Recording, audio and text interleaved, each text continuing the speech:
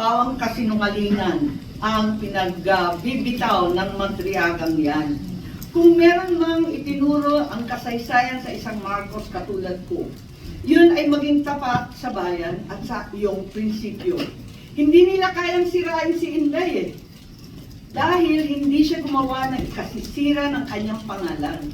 Kaya gagamit sila ng taong wasak na ang pagkatao para subukan wasakin din ang vice-presidente.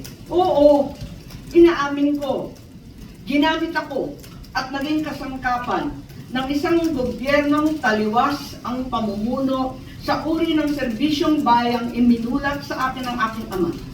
Ito ang gobyernong nangako na pagpapatuloy ng nasimula ni PRRD, ni Presidente Rodrigo Roa Duterte. Ngunit naging simula ng pagbagsak ng ating bansa. Kahit kailan, hindi ko kinonsinti at wala akong balak konsintihin ang kapatid ko. At kahit kailan, hindi rin naman ako tatahimik.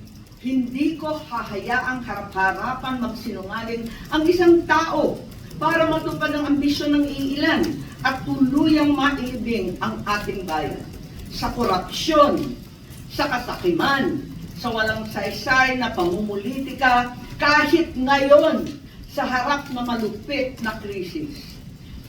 Bongbong, Pangulong Marcos, alam mo ang katotohanan. Andun ka. Magkasama tayo. Kung hindi mo ito ipinag-uutos, walang dahilan para hindi mo itama ang kasinungalingan na ito. Huwag mong konsintihin ang mga politikong ginagamit ang sinungaling na si Madriaga. Yun lang po.